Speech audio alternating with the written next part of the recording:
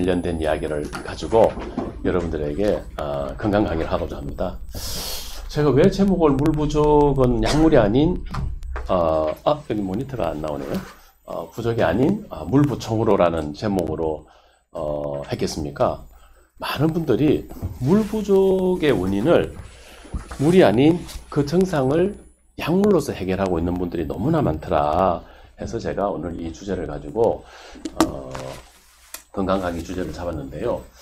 일찍이 알버트 스젠츠 교르기 분이 폴란드 분이신데 발음이 뭐 정확하진 않습니다. 뭐 하시는 마다 다르게 부르니까 뭐 어쨌든 간에 이름이 어쨌든 간에 이분은 바이타민 C를 발견을 해서 노벨 의학상 화학상이었나? 노벨 화학상을 받으셨죠.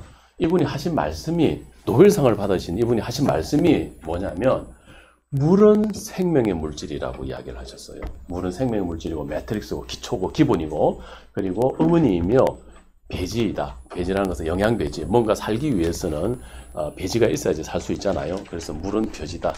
생명을 영속할 수 있는 영양배지다. 그래서 물 없이는 생명이 없다. 물 없이는 생명이 없다. 이렇게 중요한 물 여러분들은 잘 마시고 있으신가요?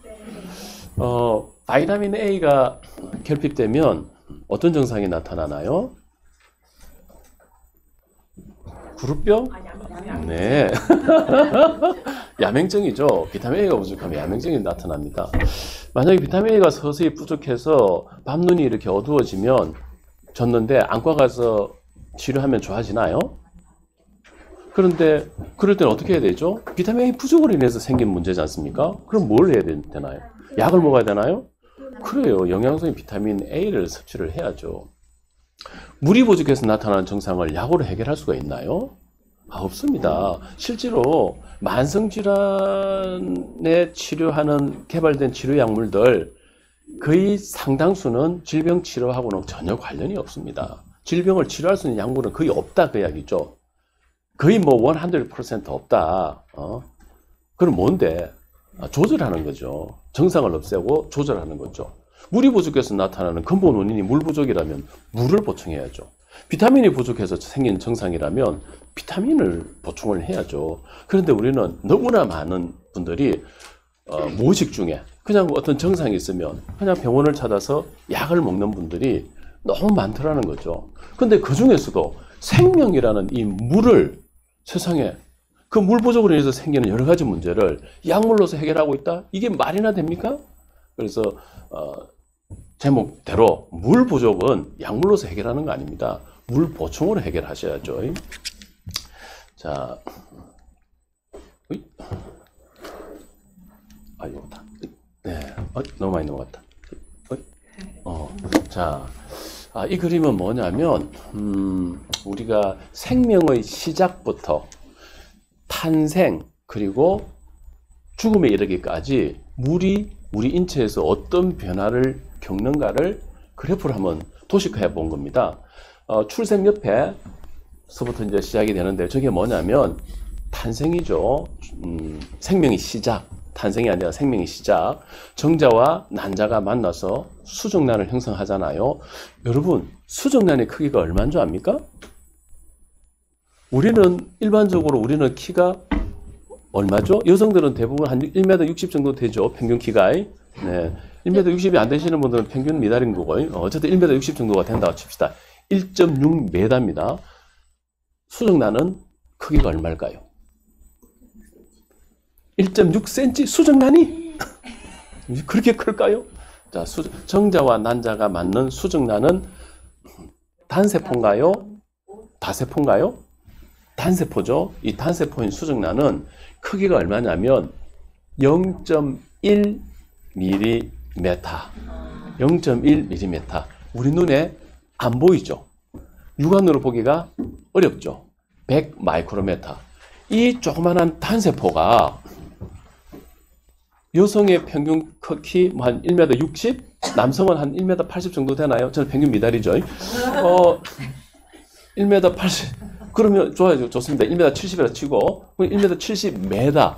그럼 도대체 몇 배? 10,000배 이상. 그러면 면적으로 따지면 제곱미터. 부피로 따지면 세제곱미터. 와, 이거 엄청난 양입니다. 그죠? 이거 엄청난 양. 상상도 못한. 길이만 해도 10,000배가 차이가 난다면 어마어마한데, 제가 무슨 말씀을 드리려고 하냐면, 하나의 수정란이 저 위에 그래프 옆에 그림을 하나 보면, 하나의 세포가 2개의 세포로 되려면 저 공간에 무엇이 채워져야 될까요? 저 공간에. 세포 안의 공간은, 세포 안은 80%의 물로 이루어져 있어요. 저 공간, 저 80% 공간에 뭐가 채워져야 되냐는 이야기죠. 물이 채워져야죠, 물이. 그래서, 하나의 단세포인 이 수정란이 한 수십조 개의 생명체로 탄생되기까지의 과정에서 엄청난 세포 분열이 이루어져야 되죠. 그런 과정에서 물이 그 공간을 메꿔야 되는데, 임신 중에 산모가 수분 섭취를 게을리하면 이것이 잘 이루어질까? 그래서 이게 잘 안 해줄까 싶어서 나타나는 현상이 뭐냐면 입덧이라는 현상으로 나타나죠. 그래서 입덧 하시는 분들 대체로 보면 물 거의 안 마십니다. 그래서 그런 분들에게 수분 섭취, 수분이 부족해서 우리 아이와 엄마가 신호를 보내는 거다 이렇게 생각하시고 수분 섭취를 게을리 해서는 안 되겠다. 어쨌든 이렇게 생명이 시작이 되어서 처음에는 물이 전혀 없는, 약간밖에 없는, 점으로밖에 찍을 수 없는 여기서 점점 출생할 때까지 수분량이 점점 증가를 하고, 이게 언제까지 증가를 하게 되냐면 20대까지 계속해서. 왜 20대까지 증가할까요? 체내 수분 함량이? 그때까지 우리가 계속 성장을 하죠. 성장하기 위해서는, 성장이라는 데는 우리는 이때까지 고체, 액체가 아닌, 우리는 60%의 액체와 40%의 고체로 이루어져 있는데, 우리는 너무 고체에만, 즉 영양소에만, 다른 분자들, 입자들에만 관심을 가지고 있었는데, 그게 아닌 물, 액체에 대해서 관심을 가져본다면 성장이라는 관점에서는 물이 없이는 제대로 성장할 수가 없다. 그렇지 않습니까? 그렇죠? 그래서 20대까지 이제는 생각의 관점, 패러다임을 한번 바꿔보자, 그 이야기죠. 고체 위주가 아닌 액체 위주의 관점에서 한번 바라보자. 그러면 20대까지 이 액체량이, 체액량이 급격히 계속해서 증가를 해요. 그리고 그 이후부터는 30대, 40대, 50대, 60대 노화가 되면서 점진적으로 감소를 하게 되는데, 감소되는 그래프가 2개가 있어요. 위에 게 있고 아래 게 있는데, 위에 있는 그래프는 정상적인 노화 과정으로 인해서 어쩔 수 없이 생기는 체내 수분량 감소를 나타내는 그래프고요. 그 다음에 그 아래에 있는 그래프, 이거는 뭐냐면 생활 습관 때문에 나타난 그래프. 그래서 물이 부족해서 생기는 것을 물을 마시는 게 아니라 커피나 음료수를 통해서, 술을 통해서 마시는 분들이 있습니다. 실제로 커피를 마시면 갈증이 사라져요. 그런데 이거는 내 몸에 있는 물을 1.5배 정도 더 이뇨작용을 통해서 내 몸의 물을 빼내는 놈이죠. 이렇게 일생 동안 카페인이 들어있는 음료를 계속해서 먹고, 알코올이 들어있는 음료를, 술을 드시면서 계속해서 이러다 보면 훨씬 더 정상적인 노화 과정으로 인한 수분량보다도, 체액량보다도 훨씬 더 급격히 감소하는 걸 볼 수가 있죠. 당연히 이런 분들은 정상적인 노화 과정을 겪는 사람보다도 훨씬 더 많은 물 부족으로 인한 증상들을 겪게 될 것입니다. 이런 생활 습관을 고치지 않고 이런 분들은 어디를 찾죠? 병원을 찾죠. 그래서 뭘 드시나요? 물을 드시나요? 약을 드시는 거죠. 이게 너무 안타깝다, 그 이야기죠.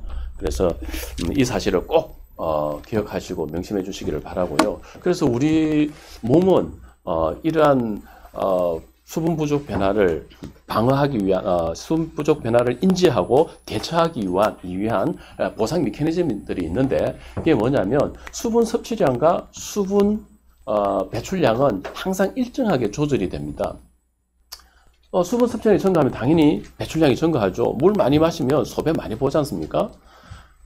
반대로 수분 섭취량을 줄이면 당연히 배출량이 줄죠. 그래서 소변 색깔이 어떻습니까? 소변량이 줄어들고 소변 색깔이 진하죠. 당연한 이야기입니다. 근데 이제 문제는 뭐냐면 소변량도 줄고 호흡량도 줄고 피부로 증발하는 것도 줄고 대변으로 줄고 이러면서 굉장히 많은 여기로 관련된 여러 가지 증상들이 나타나는데, 더 심각한 거는 뭐냐면 밑줄 쫙 끊었죠. 이뿐만 아니라 소변 배출량 감소로 체내에서 생성되는 외부에서 들어오는 것뿐만 아니라 내 몸에서 대사 과정에서 생기는 노폐물들이 있는데 이런 노폐물들은 그러면 누가 배출시키냐 그 이야기죠. 우리가 설거지를 물 없이 할 수 있나요? 화장실 청소를 옷을 물 없이 빨 수 있나요? 물이 있어야지 빠를 거 아닙니까? 그죠? 단지 세제는 잘 빨리도록 하는 것에 도움을 줄 뿐이고 실제로 때를 빼서 배출시키기 위해서는 물이 필요하죠. 우리 몸도 마찬가지다 그 이야기죠. 우리 몸에 있는 노폐물을 아무리 간이 대사를 하고 배출될 수 있는 형태로 만들었다 치더라도 물이 없으면 결국에는 어떻게 내 몸에 있는 독소가 배출이 되겠냐 그 이야기죠. 땀으로든 소변으로든 대변으로든 어떻게 배출이 될 수 있겠습니까? 그래서 물이 부족하게 되면 이런 노폐물 배설에 문제가 생길 수밖에 없죠. 그럼 어떻게 되겠어요? 독소가 쌓이고 노폐물이 배출이 안 되면 머리가 멍하고 머릿속에 안개가 낀 것처럼 그러고 힘이 없고 체력이 떨어지고 피곤하고 가렵고 등등 여러 가지 근육통이 생기고 여러 가지 근육이 뭉치고 여러 가지 문제들이 생길 수 있습니다. 그래서 우리 몸은 혈액 삼투압이 1%만 변해도 보상 메커니즘이 작동하게 되죠. 삼투압이 뭐냐? 물 안 먹으면 혈액이 어떻게 되죠? 진하죠. 그래, 진하다 이야기죠. 삼투압이 이 진한 정도가 1%만 변해도 바로 작동한다 그 이야기예요. 그리고 혈액량이 8에서 10%만 감소해도 바로 작동한다 그 이야기죠. 혈액량이 8에서 10% 감소한다는 말이 느낌이 안 오죠. 자, 우리나라 한국 여성의 평균 체중이 얼마나 정도 될까? 50? 이러면 50 안 되는 분들은 또 서운할 수 있으니까 60kg로 합시다. 60kg. 60kg. 많이 위안을 삼기 위해서 60kg라고 했을 때, 자, 혈액량은 어느 정도 되냐면요. 정확하게는 혈장량이 얼마나 되냐면 체중 곱하기 5% 정도에 체중 곱하기 5 정도 됩니다. 5%. 그러면 60kg면 곱하기 0.05 하면 3리터. 3리터 정도가 되죠. 혈액량이 3리터, 혈장량이 3리터라는 거죠. 3리터에서 10%는 얼마죠? 300cc, 300ml. 혈액량이 최고 300ml 감소하면 작동을 한대요. 우리 신체 어떤 감지를 해서. 근데 이런 감지가 무슨 우리가 의식 수준에서 감지하는 게 아니라 이거를 반사라 그러거든. 혈액이 약간만 농축돼도 혈액량이 약간만 줄어도 반사적으로 우리 몸이 반응을 한다고 이야기해요. 반사적으로. 여러 센서가 있습니다. 우리 몸에. 반사적으로 삼투압을 감지하는 센서가 있는 곳도 있고요. 압력을 혈액량이 줄어들게 되면 압력이 감소하게 되잖아요. 그래서 그 압력을 감지하는 센서들이 있죠. 이런 센서들이 반사적으로 작동한다고 이야기죠. 우리 의식하고 상관없이 자발적으로 무의식 레벨에서 아주 급격하게 이런 반응들이 일어나는데, 이런 반응들이 일어나기 위해서는 매개체가 있어야 되지 않습니까? 그 대표적인 매개체가 뭐냐면 여러 가지가 있는데, 그 대표적인 매개체 중에 하나가 뭐냐면 바소프레신이라는 물질이 있어요. 바소는 무슨 뜻이냐면 베스, 혈관이라는 뜻입니다. 혈관. 프레셔가 뭡니까? 압력이죠. 프레신, IN, 보통 단백질을 말할 때 끝에 IN이라는 접미사가 붙어요. 그래서 말 그대로 혈관에 압력을 가하는 단백질. 혈관에 압력을 가하는 단백질. 처음부터 바소프레신이 그 역할을 하는 것이 아니라 처음에는 배출량을 줄이기 위해서 항이뇨 호르몬 작용을 하죠. 수분을 재흡수하고 염분을 재흡수하고 수분을 재흡수해서 배출되는 소변량을 줄이죠. 그렇게 해도 안 되면 계속해서 수분 섭취를 안 하게 되면 얘가 혈관을 수축시키는 작용을 한다고 이야기죠. 혈관이 수축되었을 때, 만성적으로 수축되었을 때 혈압을 재면 어떻게 되겠어요? 혈압이 올라가죠. 그게 뭔데요? 고혈압이잖아요. 그래요. 수분 섭취. 물론 모든 고혈압의 원인이 수분 부족 때문이라고 이야기하는 건 아니지만 우리가 물만 잘 먹어도 어느 정도의 혈압을 조절할 수가 있다. 물 부족 때문에 나타나는 현상을 약으로 제발 해결하지 말자. 물 부족은 물을 보충함으로 인해서 해결할 수 있다는 것을 꼭 제발 부탁드리겠습니다. 자, 다음 넘어가 볼게요. 자, 그러면 알겠어. 물 꼭 먹어야 되는 거 알겠어. 얼마나 먹어야 되고 어떻게 먹어야 되고 여기까지 이야기하려면 시간이 걸리니까 넘어가고요. 다음에 또 기회가 되면 말씀드리고. 그래요. 그럼 어떤 물을 먹어야 될까? 어떤 물이 좋은데? 그래요. 제가 책에다가 써놨죠. 좋은 물. 자, 노란 밑줄을 쫙 거셔놨는데 좋은 물. 좋은 물이 뭐라고 되어 있습니까? 자연이 준 선물. 자연이 준 선물. 자연이 있는 그대로의 형태. 여기에는 뭐가 있나요? 미네랄이 있지 않습니까? 빗물이 내려서 암석을 침식시켜서 그 침식된 그 바위 암석들이 떠내려가면서 계속해서 깎이고 해서 물에 녹을 수 있는 형태의 크기만큼 작아졌을 때, 그래서 물에 녹았을 때 우리는 그거를 이온화라고 그러는데, 그런 형태의 크기의 미네랄, 그런 것들은 내 몸에 바로 들어올까요?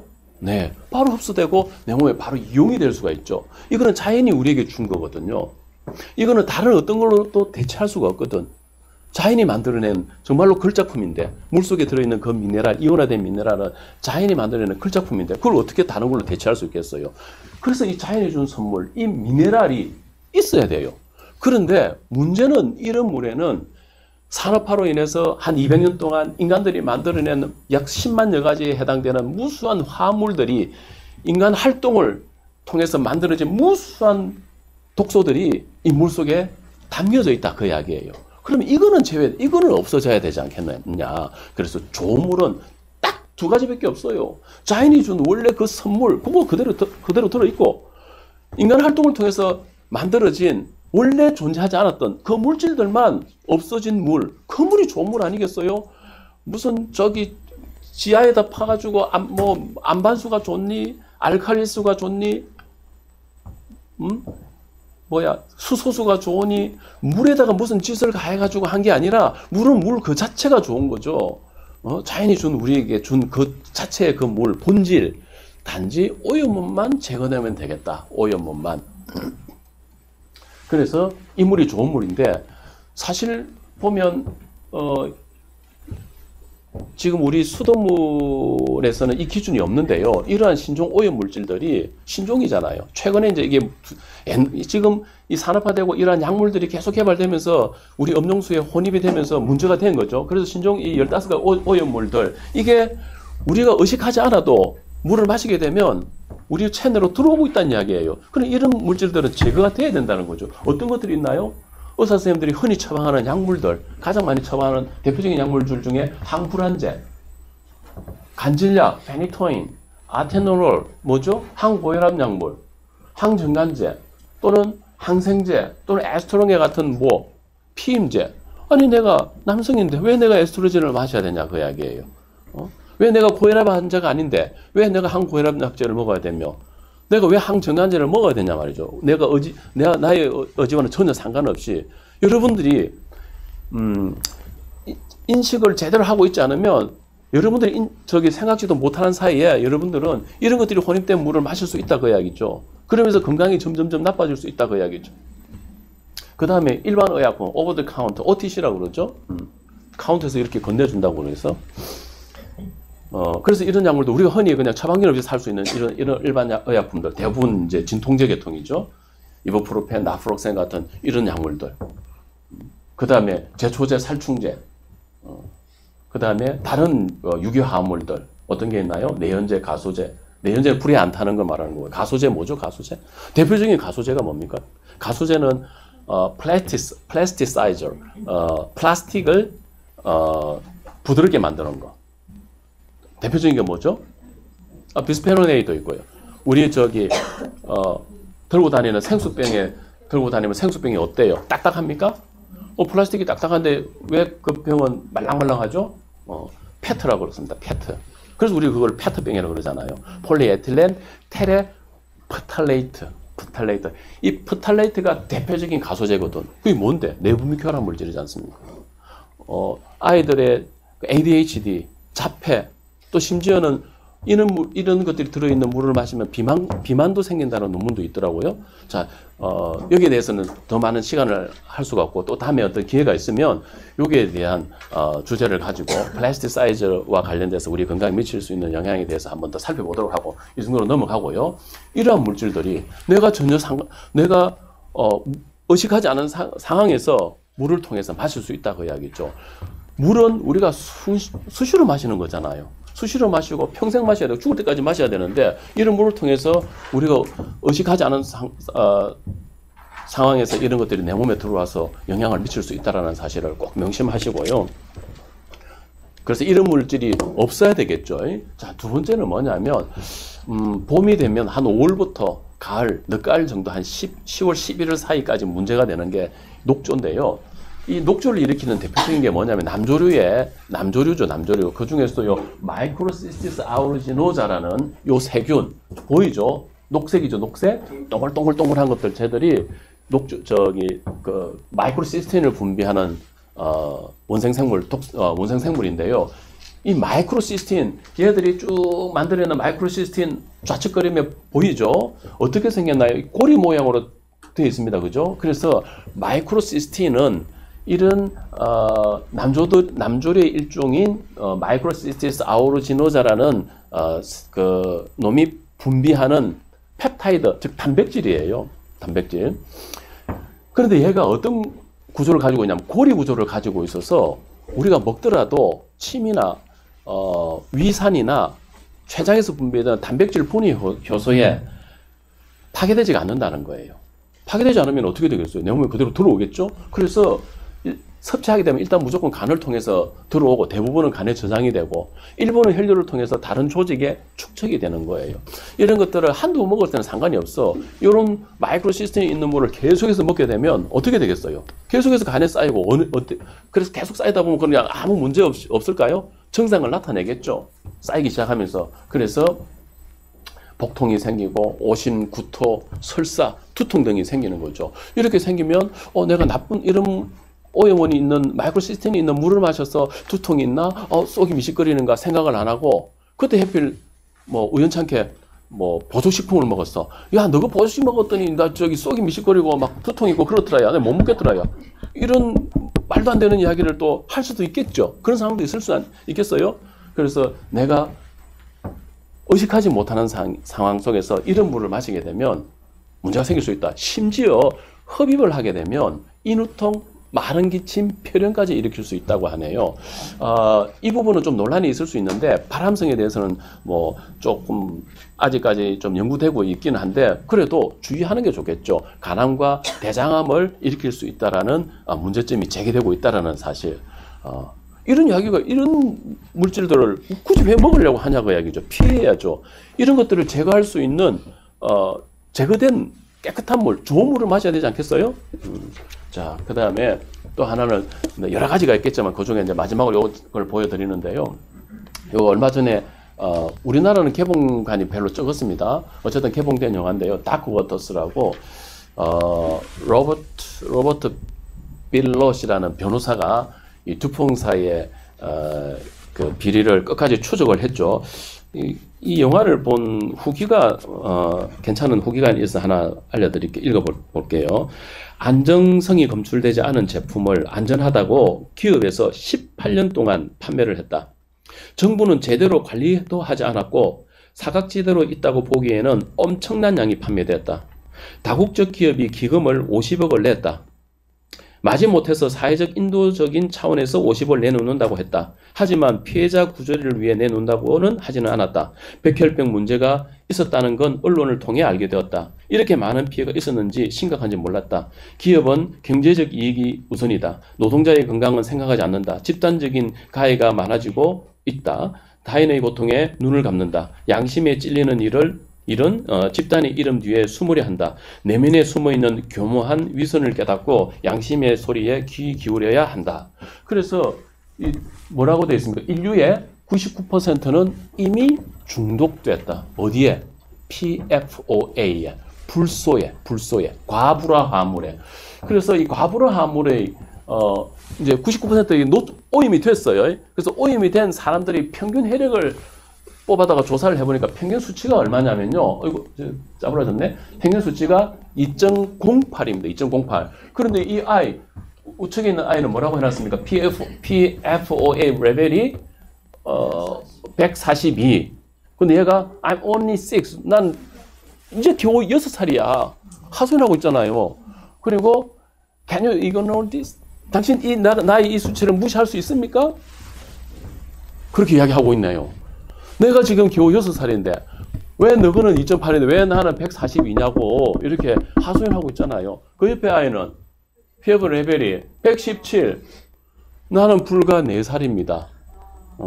나는 불과 4살입니다. 그런데 이게 왜 뭔데?